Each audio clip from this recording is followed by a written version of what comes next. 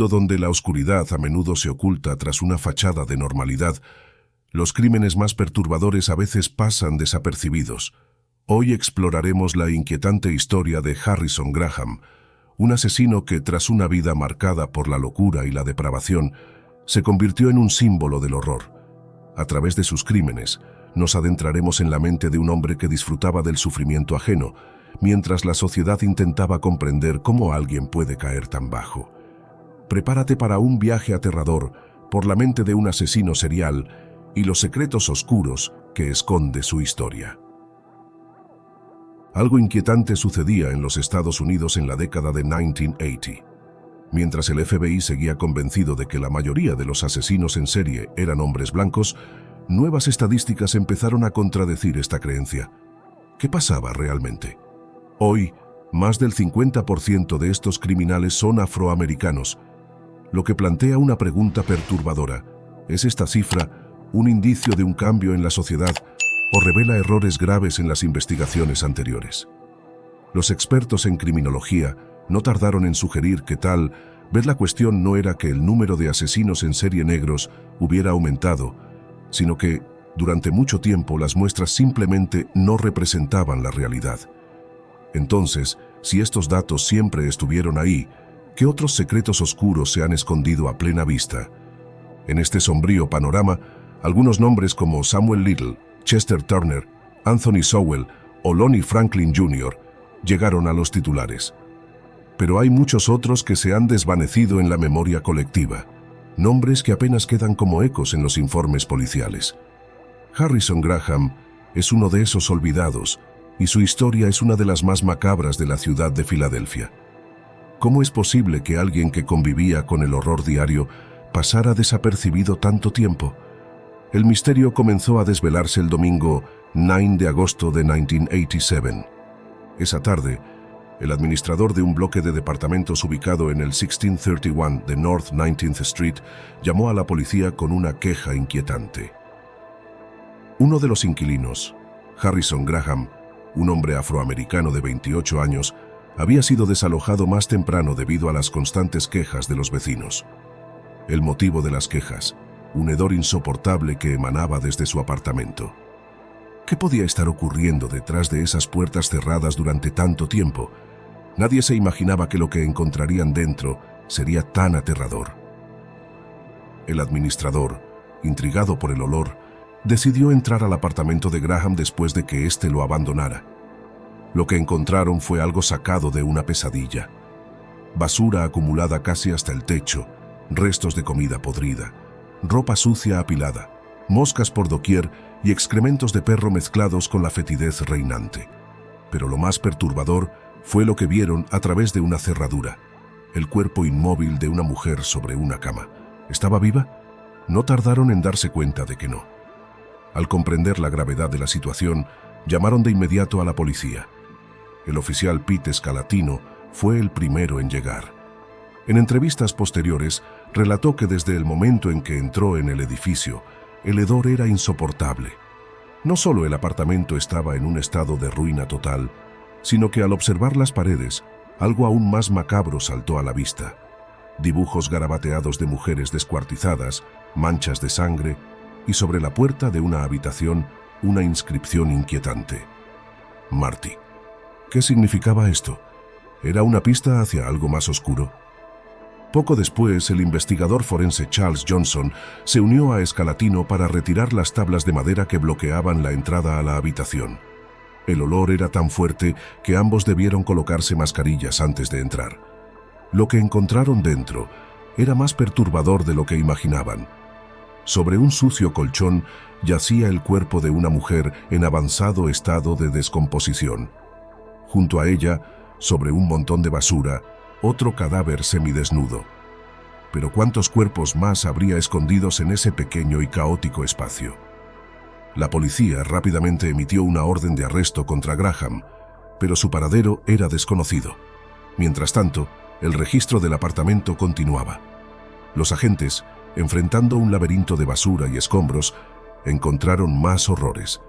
Un tercer cadáver fue descubierto, envuelto en sábanas, y luego un cuarto cuerpo, momificado, que había sido ocultado entre dos colchones. Había alguien durmiendo allí mientras los cadáveres se descomponían debajo. La imagen de los cadáveres siendo sacados uno tras otro del edificio fue una escena que dejó a todos en estado de shock. A medida que los detectives interrogaban a los vecinos, se fueron desvelando más detalles oscuros sobre Graham, un hombre que aparentemente no representaba una amenaza para nadie. Los vecinos lo conocían como Marty y lo describían como un hombre amable que solía jugar con los niños del vecindario. ¿Cómo podía alguien que parecía tan inofensivo ser responsable de semejantes horrores? Lo más extraño era que siempre llevaba consigo un muñeco del monstruo de las galletas, al que le hablaba y con el que jugaba como si fuera real. Pero detrás de esa imagen infantil, ¿qué se ocultaba realmente en la mente de Graham? A medida que las investigaciones avanzaban, empezaron a surgir más comportamientos inquietantes. Graham pasaba largas horas deambulando por los callejones cercanos a su edificio, a menudo cantando y bailando, en un estado de evidente ebriedad, o bajo los efectos de drogas. Algunos vecinos incluso lo vieron cavando tumbas en terrenos baldíos, afirmando que estaba enterrando a perros callejeros que, misteriosamente, adoptaba y que siempre terminaban muertos. ¿Qué sucedía en su mente en esos momentos? ¿Eran esos simples entierros de animales o algo más macabro estaba ocurriendo? Poco a poco, los vecinos empezaron a quejarse del olor que emanaba de su apartamento. Durante 4 años, ese hedor se propagó por los pasillos, se coló en otras viviendas, y aunque los administradores recibieron numerosas quejas, nadie se imaginaba lo que realmente estaba ocurriendo detrás de esas puertas. Finalmente, cuando Graham fue desalojado, la verdad salió a la luz. Pero ¿cómo es posible que alguien conviviera con tantos cadáveres durante tanto tiempo sin levantar mayores sospechas? Después del hallazgo de los primeros 5 cuerpos, la búsqueda de Graham se intensificó, pero él parecía haberse desvanecido. Las autoridades recorrieron el vecindario, interrogando a cualquiera que pudiera haber visto al sospechoso. Las noticias del caso empezaron a recorrer Filadelfia y no tardaron en atraer la atención de los medios de comunicación.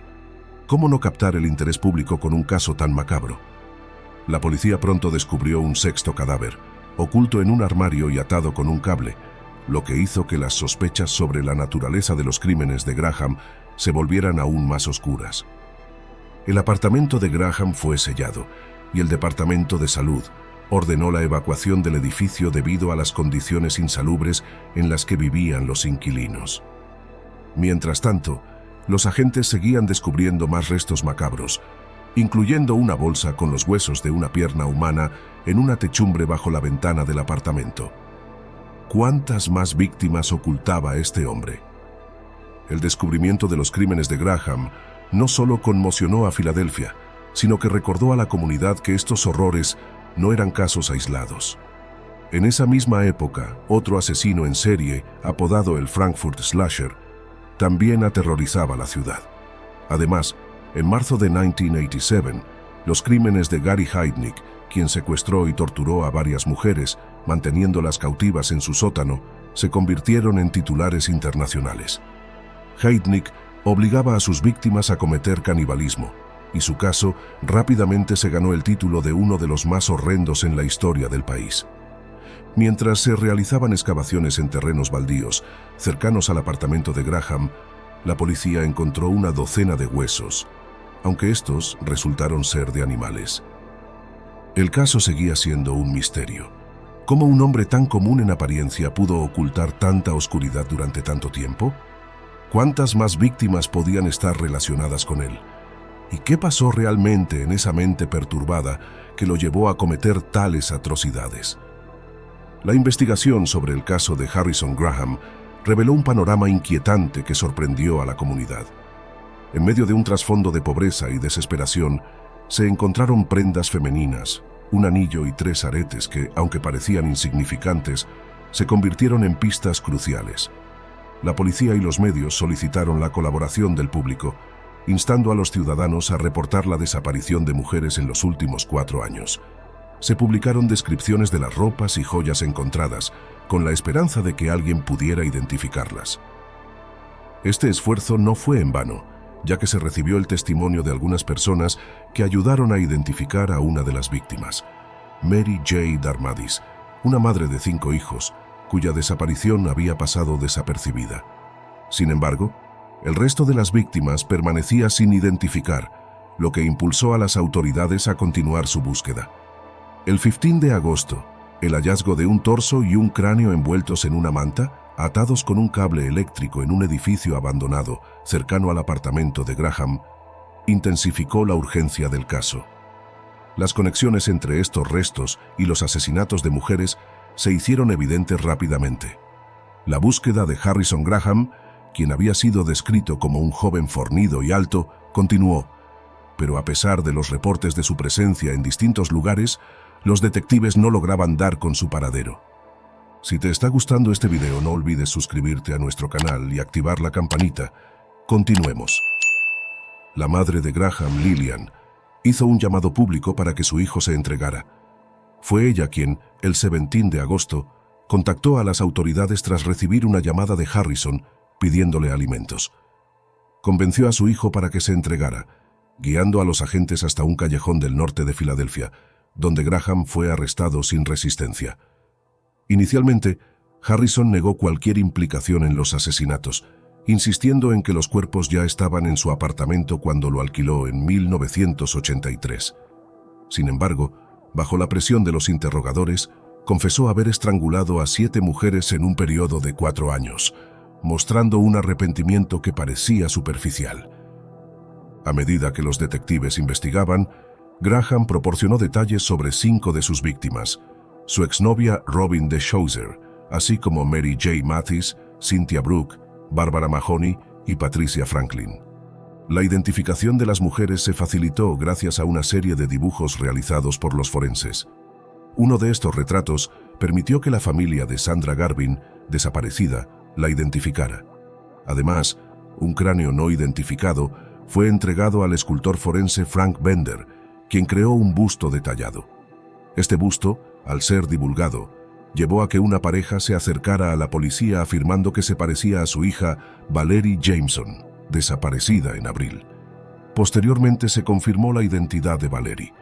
Las declaraciones de Graham sobre sus víctimas eran escalofriantes. Afirmó que todas habían pasado la noche en su apartamento, donde consumieron drogas y tuvieron relaciones sexuales consensuadas. Sin embargo, afirmaba no recordar cuándo las estranguló, lo que dejaba a los investigadores desconcertados. Su comportamiento durante los interrogatorios era inquietante. Mientras se mostraba como un asesino, también revelaba una faceta infantil, haciendo una extraña petición para que no le quitaran un títere del monstruo de las galletas que había llevado al ser arrestado. Graham, nacido el 9 de septiembre de 1957 en Filadelfia, provenía de una familia disfuncional y de escasos recursos. Desde pequeño, mostró comportamientos erráticos, reprobando en la escuela y enfrentando problemas disciplinarios que culminaron en la deserción escolar. Su madre, en un intento por corregir su conducta, lo llevaba a la iglesia, pero esto no dio resultados.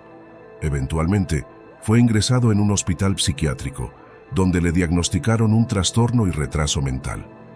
Fue dado de alta sin supervisión 2 años después. A medida que Graham crecía, comenzó a frecuentar antros, convirtiéndose en amante y empleado de un proxeneta. Se convirtió en un consumidor habitual de drogas, especialmente Ritalin mezclado con alcohol, y tras abandonar el hogar de sus padres, alquiló un pequeño apartamento en el norte de Filadelfia en 1983. Aunque al principio pasó desapercibido, pronto su hogar se convirtió en un refugio para drogadictos. Su personalidad variaba entre un ferviente conversador sobre Dios y la Biblia y un individuo que se entregaba a las drogas y la violencia, a menudo intentando agredir a mujeres de la zona. Sin embargo, no había antecedentes en su contra antes de ser arrestado por los asesinatos. La primera muerte de Graham, según sus propias palabras, ocurrió en 1986, cuando su novia Robin DeShauser, tras una noche de drogas y sexo, fue hallada muerta. Graham, en vez de reportar el incidente, optó por dejar su cuerpo sobre el colchón, manteniendo relaciones sexuales con el cadáver hasta que comenzó a descomponerse. Sin embargo, la investigación reveló que el cuerpo de Robin tenía una data de muerte de al menos 4 años, lo que hacía su relato cuestionable. Poco después, otra mujer, Mary Hogan, llegó a vivir con él. Al enterarse de que Graham había ocultado el cuerpo de su exnovia, Hogan se horrorizó y, temerosa por su vida, exigió que deshiciera el cadáver. En un giro dramático, ella logró escapar y realizó una llamada anónima a la policía. Pero la falta de información concreta llevó a que no pudieran actuar de inmediato. A pesar de su aparente vida tranquila, la realidad era muy distinta. Graham continuó atrayendo a mujeres a su apartamento bajo promesas de drogas y alcohol, solo para estrangularlas y ocultar sus cuerpos de manera macabra, incluso durmiendo sobre ellos. La combinación de sus hábitos de vida insalubres y la falta de recursos de las víctimas, muchas de ellas adictas, creó un ciclo mortal que fue difícil de romper. Las evaluaciones psiquiátricas de Graham revelaron un CI alarmantemente bajo y múltiples problemas mentales. Los expertos indicaron que su consumo de drogas y alcohol había deteriorado su salud mental. Graham mismo se describió como poseedor de 3 personalidades: Marty, un ser amable y religioso; Junior, un niño inocente; y Frank, una entidad más oscura y peligrosa. Este desdoblamiento de la personalidad parecía ser un intento de Graham por explicar sus acciones y justificar su comportamiento, dejando a los investigadores aún más perplejos. Con cada revelación, el caso de Harrison Graham se convertía en un oscuro relato de tragedia, manipulación y muerte, en el que las víctimas eran ignoradas y el perpetrador parecía vivir en su propia realidad distorsionada. La complejidad de su historia y su aparente desdén por la vida de los demás generan una reflexión profunda sobre la naturaleza humana y los límites de la compasión en un mundo donde la desesperación puede llevar a lo más bajo del comportamiento humano. La figura de Harrison Graham se presenta como una de las más sombrías en la historia del crimen. Descrito por quienes lo conocieron como un hombre sádico y depravado, Graham se adentró en un abismo de obsesiones que lo llevaron a cometer actos horrendos. Su inclinación hacia lo macabro no se limitaba a sus crímenes, sino que también se manifestaba en la creación de inquietantes dibujos en las paredes de su apartamento y en cuadernos repletos de ilustraciones que mostraban mujeres desmembradas y genitales masculinos mutilados. Este retrato escalofriante revelaba a un individuo atrapado en un torbellino de locura y perversión. Los especialistas que examinaron a Graham no se pusieron de acuerdo sobre su estado mental. Si bien muchos coincidieron en que era un demente, el psiquiatra contratado por la fiscalía, el Dr. Robert Sardoff, ofreció una perspectiva diferente.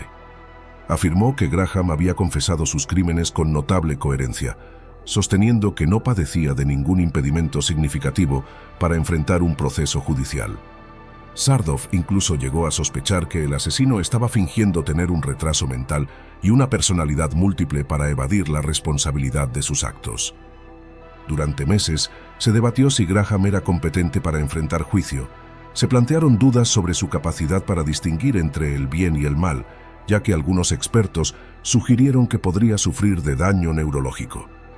Sin embargo, el 28 de enero de 1988, el juez Edward Makel consideró que el acusado era apto para ser juzgado. La defensa, liderada por el abogado Joel Moldovsky, insistió en que Graham poseía la mentalidad de un niño de entre 6 y 9 años, lo que le impedía comprender la gravedad de sus acciones. Sin embargo, durante las audiencias preliminares, tuvo acceso al material gráfico que la fiscalía planeaba presentar, que incluía fotografías tan impactantes que optó por renunciar a un juicio con jurado, solicitando que solo el juez decidiera su destino. A pesar de los esfuerzos de la defensa, la fiscalía estaba decidida a buscar la pena de muerte. Presentaron a una testigo, identificada únicamente como Paula, quien había vivido con Graham y reveló la aterradora dinámica de su relación.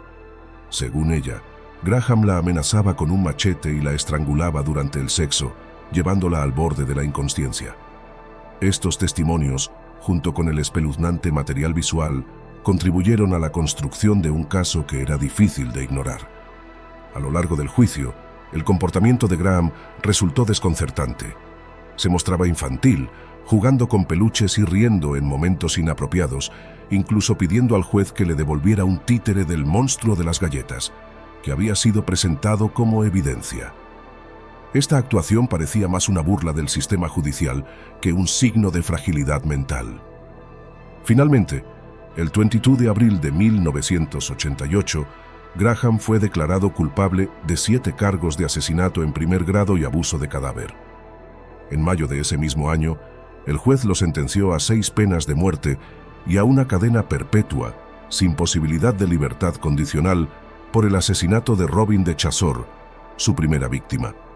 Este fallo fue excepcional en el estado de Pensilvania, dado que, a pesar de los antecedentes mentales de Graham, se decidió que debía cumplir primero con la cadena perpetua antes de ser ejecutado, garantizando así su permanencia en prisión de manera indefinida. Una vez en prisión, el comportamiento de Graham sorprendió a muchos. Se ordenó que se convirtiera en sacerdote y, al parecer, su conducta era ejemplar. Sin embargo, en 1994, la Corte Suprema revisó su caso y consideró que su sentencia era ilegal.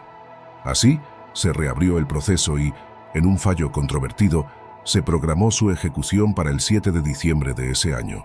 Esta ejecución fue aplazada hasta el año 2002, cuando la misma Corte Suprema prohibió ejecutar a reos con retraso mental y un coeficiente intelectual inferior a 70. Años después, en 1991, el caso de Graham quedó relegado al olvido cuando se descubrieron los restos de 11 cuerpos en un apartamento de Milwaukee, resultando en la captura del infame asesino en serie Jeffrey Dahmer. Este escabroso hallazgo eclipsó por completo la historia de Graham, que, a pesar de las similitudes en sus crímenes, no recibió la atención mediática que merecía. En el análisis final de la vida de Harrison Graham, nos encontramos ante un enigma de la naturaleza humana. ¿Cómo puede un individuo llegar a tales extremos de depravación y violencia? ¿Qué factores contribuyen a que alguien se convierta en un monstruo? ¿Y cómo se desarrolla esa psicopatía en un entorno aparentemente normal? La historia de Graham plantea preguntas inquietantes sobre la condición humana, la salud mental y la justicia, cuestiones que siguen resonando en nuestra sociedad actual.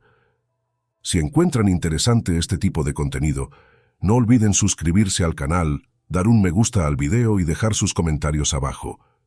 Su apoyo es fundamental para continuar trayéndoles más historias y análisis detallados. Hasta la próxima, manténganse seguros y atentos.